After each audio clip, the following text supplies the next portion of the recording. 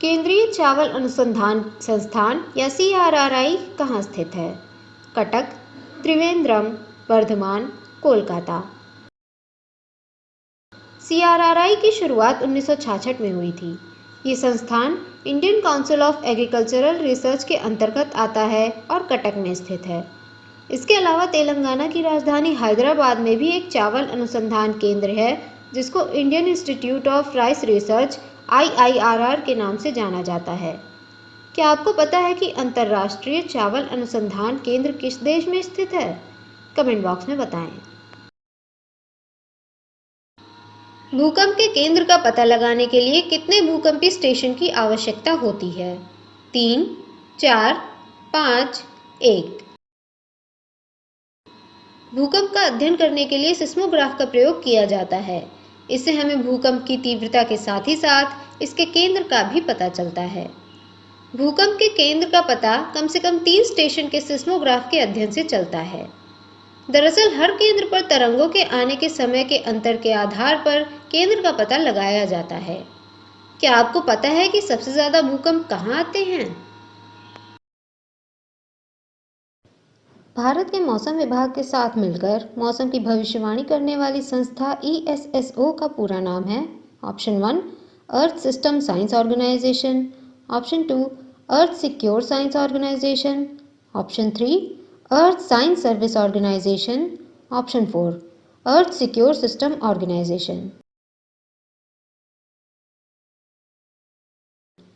ESSO Bharat सरकार के पृथ्वी विज्ञान मंत्रालय की सबसे महत्वपूर्ण संस्था है। इसको 2007 में बनाया गया था। इसका पूरा नाम अर्थ सिस्टम साइंस ऑर्गेनाइजेशन है। इसके अंतर्गत मौसम विभाग और IITM पुणे जैसी बहुत सी महत्वपूर्ण साइंटिफिक ऑर्गेनाइजेशंस आती हैं। ESSO इन ऑर्गेनाइजेशंस को समय समय पर दिशा निर्देश और सहायता देता रहता है। क्या आपको पता है कि भारत के मौसम विभाग का मुख्यालय कहाँ स्थित है? कमेंट बॉक्स में बताएं। निम्न में से कौन सा पेड़ नाइट्रोजन का नियतन करता है? चावल, गेहूं, मटर, मक्का। वायुमंडल में नाइट्रोजन गैस बहुत स्थायी अवस्था में पाई जाती है। स्थायी नाइट्रोजन को ऐसे कंपाउंड में बदलने की प्रक्रिया जिससे कि पेड़ उन्हें आसानी से ग्रहण कर सके, नाइट्रोजन फिक्सेशन या नियतन कहलाती है। नाइट्रोजन फिक्सेशन की प्रक्रिया मिट्टी में पाए जाने वाले अति सूक्ष्म जीव करते हैं, जिन्हें डायज़ोट्रोफ्स कहते हैं। कुछ पौधे, खासतौर पर दाल की प्रजाति के पौधे, मिट्टी में मौजूद इन जीवों के साथ सहजीवन करते हैं। चूंकि मटर दाल की प्रजाति का पौधा है, इसलिए इनकी जड़ों में मौजूद बैक्टीरिया नाइट्रोजन का नियतन करते हैं। क्या आप जानते हैं कि इस प्रक्रिया में बैक्टीरिया किस एंजाइम का प्रयोग करते हैं? कमेंट बॉक्स में बताएं। क्लोरोफिल प्राकृतिक रूप से पाया जाने वाला किलेट है, जिसमें मुख्य धातु होती है मैग्नीशियम, तांबा, कैल्शियम, लोहा। क्लोरोफिल पौधों और एल्गी के क्लोरोप्लास्ट में पाया जाने वाला हरे रंग का पिगमेंट होता है। ये सूरज से आने वाले प्रकाश को अवशोषित करता है और इस अवशोषित प्रकाश के उपयोग से पौधों के लिए भोजन बनाता है। इस प्रक्रिया को प्रकाश संश्लेषण बोला जाता है। क्लोरोफिल के A, B, C1, C2, D और F जैसे कई प्रकार होते हैं। वैसे तो ये सभी प्रकार अलग अलग होते हैं, लेकिन इनमें मुख्य धातु एक ही होती है और वो है मैग्नीशियम। हरे पेड़ों के क्लोरोफिल के 2 प्रकार A और B ही मिलते हैं। बाकी के प्रकार एल्गी और साइनोबैक्टीरिया में पाए जाते हैं।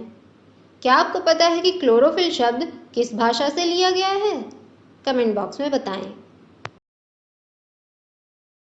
ऑक्सीजन की मौजूदगी में ग्लूकोज पूरी तरह से कार्बन डाइऑक्साइड तथा पानी में बदल जाए और साथ में ऊर्जा निकले तो इस प्रक्रिया को बोलेंगे वायवीय श्वसन, अवायवीय श्वसन, ग्लाइकोलिसिस, जलीय विश्लेषण।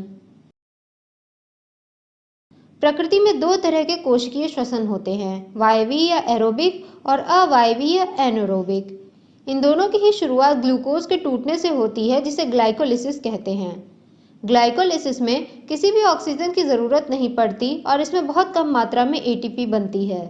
वायवीय श्वसन में ऑक्सीजन की उपस्थिति के कारण आवश्यक इलेक्ट्रॉन मिलते हैं, जिससे ग्लूकोज पूरी तरह से कार्बन डाइऑक्साइड और पानी में बदल जाता है और ज़्यादा मात्रा में एटीपी यानी ऊर्जा बनती है। क्या आपको पता है कि अवायवीय श्वसन कहाँ होता है? कमेंट बॉक्स में बताएं। निम्न में से कौन सा अनाज मानव निर्मित है और प्रकृति में नहीं पाया जाता? बौना गेहूं, संकरित मक्का, ट्राइटिकेल, सोयाबीन। संकरण या हाइब्रिडाइजेशन के माध्यम से नई प्रजातियां तैयार करने की प्रक्रिया के बारे में तो हम सब जानते हैं, लेकिन क्या होगा जब पूरी तरह अलग अलग पौधों को क्रॉस किया जाए? पोलैंड और जर्मनी के वैज्ञानिकों ने 19वीं शताब्दी में अच्छी उत्पादकता के लिए गेहूं और बीमारियों से लड़ने की अधिक क्षमता के लिए राई के पौधों को क्रॉस करके एक नई प्रजाति तैयार की। इस प्रजाति का नाम गेहूं और राई के वैज्ञानिक नामों को मिलाकर ट्राइटिकेल रखा गया। आज व्यावसायिक स्तर पर इस फसल का उत्पादन पोलैंड, जर्मनी, बेलारूस, फ्रांस और रूस में किया जाता है। क्या आपको पता है मटर के पौधों का संकरण का प्रयोग किस प्रसिद्ध वैज्ञानिक ने किया? कमेंट बॉक्स में बताएं। राष्ट्रीय गणित दिवस निम्न में से किस दिन मनाया जाता है? 17 दिसंबर, 22 दिसंबर, 20 दिसंबर, 25 दिसंबर। श्रीनिवास रामानुजम ने वैसे तो गणित के क्षेत्र में कोई फॉर्मल ट्रेनिंग नहीं ली थी, मगर इसके बावजूद रामानुजम ने गणित के क्षेत्र में बहुत अद्भुत योगदान दिया। उनके इसी योगदान को याद करने के लिए पूर्व प्रधानमंत्री मनमोहन सिंह ने 2012 में मद्रास विश्वविद्यालय में हर साल रामानुजन के जन्मदिन यानी 22 दिसंबर को राष्ट्रीय गणित दिवस मनाने की घोषणा की। यही नहीं, रामानुजम के जन्म के 125 वर्ष सेलिब्रेट करने के लिए 2012 को राष्ट्रीय गणित वर्ष के रूप में मनाया गया। क्या आपको पता है कि रामानुजम के जीवन पर बनी प्रसिद्ध हॉलीवुड फिल्म का क्या नाम है? कमेंट बॉक्स में बताएं। निम्न में से किसको अंकुरित पौधे को प्रत्यारोपित करके उगाया जाता है? मक्का, चारा, प्याज, सोयाबीन। बहुत सी फसलों को खेत में सीधे बीज बोने के बजाय प्रत्यारोपित करके लगाया जाता है। ऐसा करने के पीछे कई कारण हो सकते हैं। कई बार मौसम के सही ना होने की वजह, कई बार नए पौधों को रोगों और कीटों से बचाने के लिए, तो कई बार उन्हें शुरुआत में बढ़ने की आदर्श परिस्थिति देने के लिए ग्रीन हाउस में, नर्सरी में या किसी छोटी जगह में लगाया जाता है। बागवानी में प्रत्यारोपण का प्रयोग अक्सर ही होता रहता है, किंतु कुछ फसलें जैसे चावल, प्याज, पेपरमिंट, गोभी, बैगन आदि को भी प्रत्यारोपण के माध्यम से लगाया जाता है। हालांकि एक बात याद रखने वाली है कि हर फसल को इस विधि से नहीं लगाया जा सकता, क्योंकि कुछ फसलें प्रत्यारोपित करने से अच्छे से नहीं बढ़ती हैं। क्या आपको पता है कि प्याज का सबसे ज़्यादा उत्पादन कौन सा देश करता है? कमेंट बॉक्स में बताएं। नीम के पेड़ की औद्योगिक महत्वता बढ़ी है क्योंकि ये स्रोत हैं: ऑप्शन 1 जैविक कीटनाशक और प्रजनन क्षमता विरोधी तत्व का, ऑप्शन 2 प्रजनन क्षमता विरोधी तत्व, जैविक खाद और कैंसर रोधी दवा का, ऑप्शन 3 जैविक खाद, जैविक कीटनाशक और प्रजनन क्षमता विरोधी तत्व का, ऑप्शन 4 कैंसर रोधी दवा, जैविक कीटनाशक और जैविक खाद का।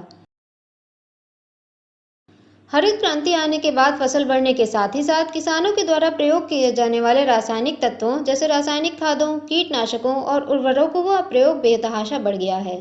लेकिन हाल ही के वर्षों में किसानों के बीच नीम का प्रयोग करने की जागरूकता के अभियानों में भी तेजी आई है। नीम में पाए जाने वाले सलानिन और एज़ोडिरेक्टिन बहुत ही अच्छे किस्म के प्राकृतिक कीटनाशक और प्रजनन क्षमता विरोधी तत्व हैं। इसके अलावा सरकार यूरिया की कालाबाजारी रोकने के लिए नीम कोटेड यूरिया भी लाई है। क्या आपको पता है कि जैविक खेती में भारत का कौन सा राज्य सबसे आगे है? कमेंट बॉक्स में बताएं।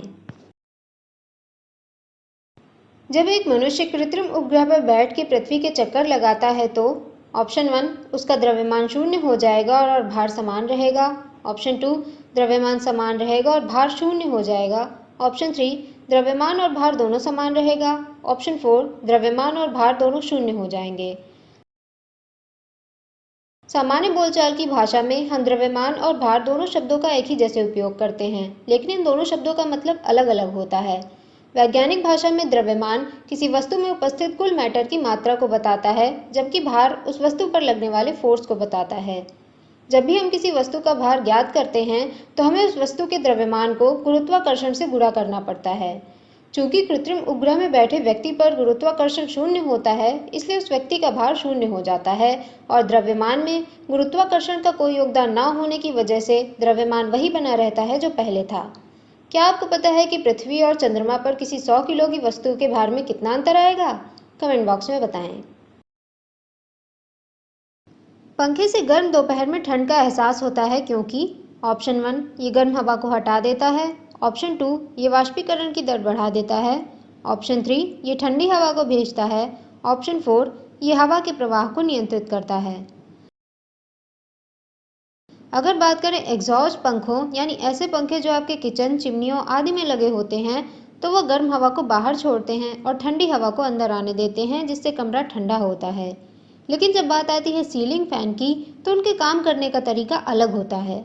दरअसल गर्मियों के मौसम में हमारे शरीर में मौजूद असंख्य पसीने की ग्रंथियां गर्मी की वजह से पसीना निकालती हैं। जब पसीने की छोटी छोटी बूंदें हवा के संपर्क में आती हैं तो सूखने लगती हैं और हमें ठंड का एहसास होता है। सीलिंग फैन हमारी त्वचा पर होने वाले इस वाष्पीकरण की प्रक्रिया को बढ़ा देता है, जिससे हमें पंखे से ठंड का एहसास होता है। क्या आपको पता है कि आपका फ्रिज किस तरह काम करता है? कमेंट बॉक्स में बताएं। चांद की सतह से 2 मीटर ऊपर हाइड्रोजन से भरे किसी गुब्बारे को छोड़ने पर गुब्बारा ऑप्शन 1 नीचे आएगा, ऑप्शन 2 ऊपर जाएगा, ऑप्शन 3 2 मीटर की ऊंचाई पर बना रहेगा, ऑप्शन 4 पहले ऊपर जाएगा लेकिन बाद में नीचे आएगा। कोई भी चीज हवा में तैरेगी या नहीं, ये 2 बातों पर निर्भर करता है। पहला गुरुत्वाकर्षण बल जो चीजों को नीचे खींचता है, और दूसरा होता है वायुमंडल जो चीजों को नीचे आने देने से रोकने की कोशिश करता है। उदाहरण के लिए जब पानी भाप बनकर ऊपर जाता है तो पानी की बूंदों में बदल जाता है। इन पानी की बूंदों पर गुरुत्वाकर्षण बल और वायुमंडल का बल जहां बराबर हो जाता है, वहां पानी तैरने लगता है और इस तरह बादल का निर्माण होता है। चांद पर गुरुत्वाकर्षण बल तो है, लेकिन वायुमंडल ना के बराबर है। इसलिए वायुमंडल का विपरीत बल ना लगने के कारण यहाँ छोड़ा गया गुब्बारा नीचे आ जाएगा। क्या आपको पता है कि चंद्रमा के वायुमंडल में कौन कौन सी गैसें मुख्य रूप से मिलती हैं? कमेंट बॉक्स में बताएं। आइस स्केटिंग के माध्यम से ये प्रदर्शित किया जा सकता है कि जब बर्फ में दबाव हो तो उसका ऑप्शन 1 गलनांक कम हो जाता है, ऑप्शन 2 गलनांक बढ़ जाता है, ऑप्शन 3 गलनांक नहीं बदलता है, ऑप्शन 4 धातु के साथ बर्फ के घर्षण का गुणांक कम हो जाता है। जब भी हम किसी द्रव्य पर दाब लगाते हैं तो उसके परमाणु और करीब आ जाते हैं, और ये तो हम सबने पढ़ा है कि जब ऐसा होता है तो द्रव्य ठोस में बदल जाता है। साधारण भाषा में कहें तो प्रेशर बढ़ने पर गलनांक बढ़ जाता है, लेकिन पानी के साथ ऐसा नहीं होता है। पानी की द्रव अवस्था में पानी के परमाणु ज़्यादा पास पास होते हैं। जब बर्फ पर प्रेशर लगाया जाता है तो उसके परमाणु ज़्यादा करीब आते हैं, जिससे वो पानी में बदल जाता है। इसलिए प्रेशर बढ़ने पर बर्फ का गलनांक कम हो जाता है। क्या आपको पता है कि द्रव्य यानी मैटर की कितनी अवस्थाएं होती हैं? कमेंट बॉक्स में बताएं। पत्थरों से भरी एक नाव पानी पे तैर रही है। अगर नाव से पत्थरों को पानी में फेंक दिया जाए तो पानी का स्तर ऑप्शन 1 बढ़ेगा, ऑप्शन 2 घटेगा, ऑप्शन 3 समान रहेगा, ऑप्शन 4 आंकड़ा पर्याप्त नहीं है। कोई वस्तु पानी पर तैरेगी या डूब जाएगी, वो इस बात पर निर्भर करता है कि वो वस्तु अपने भार के बराबर के पानी को डिस्प्लेस कर रही है या नहीं। अगर बात करें पत्थरों की, तो पत्थर जब तक नाव पर रहते हैं, नाव अपनी खास बनावट की वजह से उन पत्थरों के भार के बराबर के पानी को डिस्प्लेस कर रही होती है। लेकिन जब पत्थर को पानी में फेंक दिया जाता है तो वो अपने भार के बराबर के पानी को डिस्प्लेस नहीं कर पाता है और डूब जाता है। चूंकि इस दशा में पानी का डिस्प्लेसमेंट कम होता है, इसलिए पानी का स्तर घट जाता है। क्या आपको पता है कि आर्किमिडीज का सिद्धांत क्या है? कमेंट बॉक्स में बताएं। गन्ना, चुकंदर, मटर, काबुली चना, अरहर और फ्रेंच बीन कितने पादप परिवारों से संबंध रखते हैं? ऑप्शन 1 2 पादप परिवारों से, ऑप्शन 2 3 पादप परिवारों से, ऑप्शन 3 4 पादप परिवारों से, ऑप्शन 4 5 पादप परिवारों से। गन्ना, गेहूं, चावल और बांस आदि की तरह घास परिवार से संबंध रखता है। चुकंदर अमरनाथेसिया नाम के फूल के परिवार से संबंध रखता है। इस परिवार का नाम अमरनाथ पेड़ के नाम पर पड़ा है। इस परिवार में पालक और किनुआ भी आते हैं। दालों के परिवार को लेगुम बोलते हैं। इसके कुछ उदाहरण मटर, अरहर, चना और अल्फाल्फा बीन्स हैं। इस प्रश्न में दिए गए सारी चीज़ें 3 परिवारों से संबंध रखती हैं। क्या आपको पता है कि दालों के उत्पादन में भारत का कौन सा स्थान है? कमेंट बॉक्स में बताएं। निम्न में से कौन कवक और पेड़ के जड़ों के बीच उपयोगी सहजीवन का उदाहरण है? जैविक खाद, मूंग की जड़, लाइकेन, माइकोरेजिया।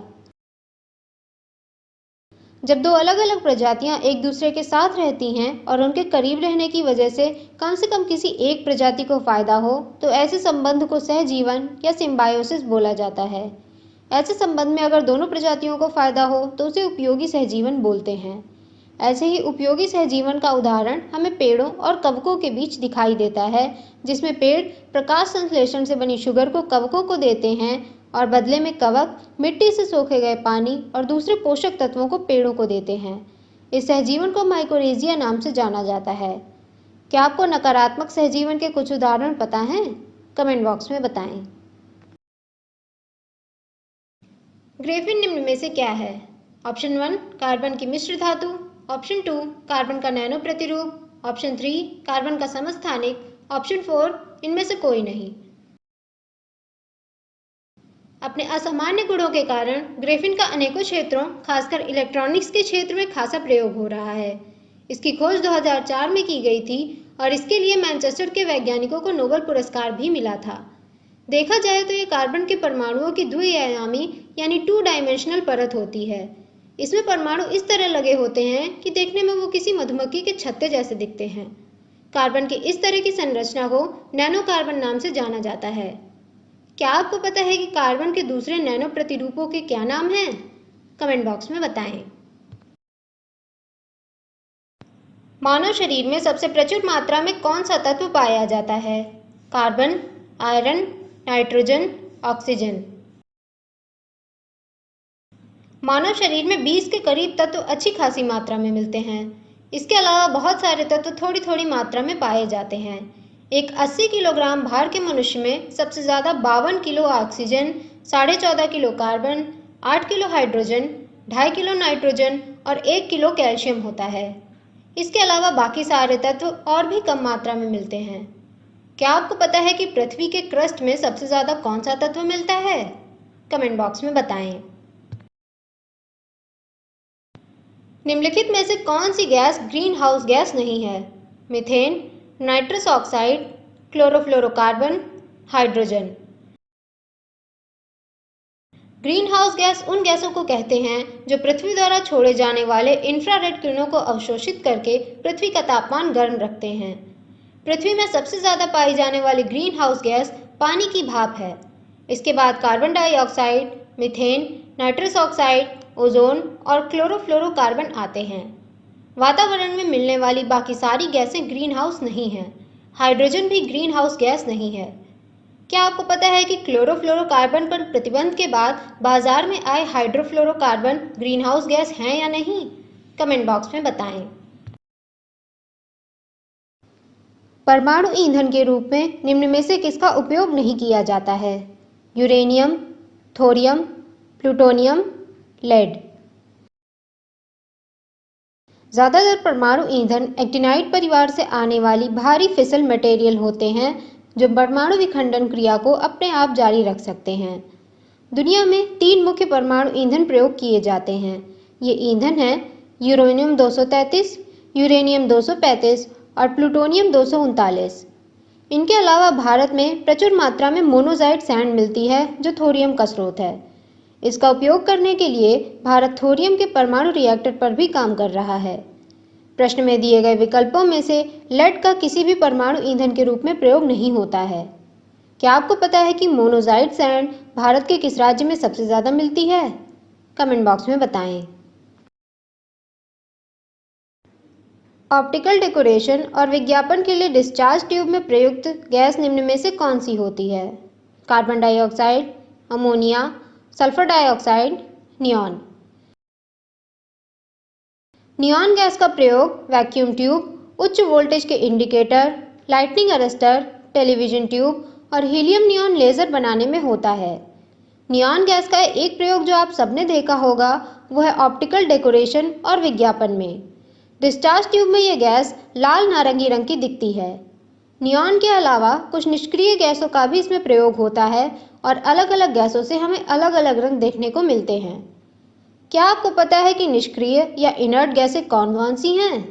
कमेंट बॉक्स में बताएं। मानव शरीर में निम्न में से किस अंग की हड्डी सबसे लंबी होती है? मेरुदंड की, जांघ की, पंजर की, बाहु की? मानव शरीर में कुल 206 हड्डियां पाई जाती हैं। इन हड्डियों में सबसे बड़ी हड्डी होती है जांघ की हड्डी। यह हड्डी हिप से शुरू होकर घुटने तक जाती है। एक औसत व्यक्ति में इस हड्डी की लंबाई करीब 19.9 इंच होती है। अगर बात करें सबसे छोटी हड्डी की तो वो स्टेपीज होती है। यह हड्डी हमारे कान में पाई जाती है। यह हड्डी करीब 3 मिलीमीटर की होती है। क्या आपको पता है कि एक सामान्य मनुष्यों के हाथों और पैरों में कुल कितनी हड्डियां होती हैं? कमेंट बॉक्स में बताएं। निम्न में से किसे हरित क्रांति का पिता कहा जाता है? Doctor M S. Swaminathan, Norman Borlaug, Verghese Kurien, इनमें से कोई भी नहीं। इस प्रश्न का सही उत्तर है नॉर्मन बोरलग। अमेरिका के नॉर्मन बोरलग ने मैक्सिको के एक रिसर्च इंस्टीट्यूट में एक अर्धबौनी, ज़्यादा उत्पादक और ज़्यादा रोग प्रतिरोधी क्षमता वाली गेहूं की प्रजाति विकसित की। इस प्रजाति की बम्पर पैदावार की वजह से मैक्सिको का एक्सपोर्ट बहुत ज़्यादा बढ़ गया। बोरलग ने भारत और पाकिस्तान में भी खेती की नई तकनीकों के साथ ही साथ ज़्यादा उत्पादक किस्में उगवानी चालू की। उनके इन्हीं सब प्रयासों की वजह से उनको हरित क्रांति का पिता कहा गया है और इसके लिए भारत सरकार ने उन्हें पद्म विभूषण भी दिया। क्या आपको पता है कि भारत में हरित क्रांति का पिता किसे कहा जाता है? कमेंट बॉक्स में बताएं। पर्यावरण के संदर्भ में 2 फरवरी को निम्नलिखित में से कौन सा दिन मनाया जाता है? पृथ्वी दिवस, विश्व महासागर दिवस, विश्व जल दिवस, विश्व आर्द्र भूमि दिवस? इस प्रश्न का उत्तर है विश्व आर्द्र भूमि दिवस। 2 फरवरी 1971 में विश्व के अनेक पर्यावरणविदों की ईरान के रामसर शहर में बैठक हुई। इस बैठक में इन लोगों ने विश्व में मौजूद तमाम आर्द्र भूमियों या वेटलैंड के संरक्षण के लिए एक संधि पर हस्ताक्षर किए जिसे कन्वेंशन ऑन वेटलैंड कहा गया। बाद में इस संधि को याद करने और दुनिया में लोगों के बीच आर्द्र भूमियों के लिए जागरूकता बढ़ाने के लिए 2 फरवरी के दिन को विश्व आर्द्र भूमि दिवस के रूप में मनाया जाने लगा। क्या आपको पता है कि भारत में रामसर संधि के अंतर्गत कुल कितने वेटलैंड आते हैं? कमेंट बॉक्स में बताएं।